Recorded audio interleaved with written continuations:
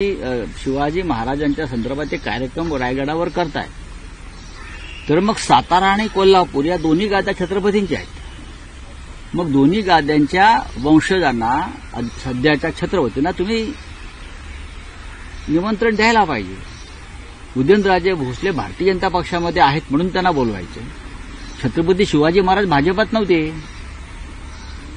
आणि तुम्ही छत्रपती शाहू महाराजांना आमंत्रित केलेलं नाहीये, बरोबर ना? कोल्हापूरचे श्रीमंत छत्रपती शाहू महाराजांना आमंत्रण तुम्ही दिलं नाही.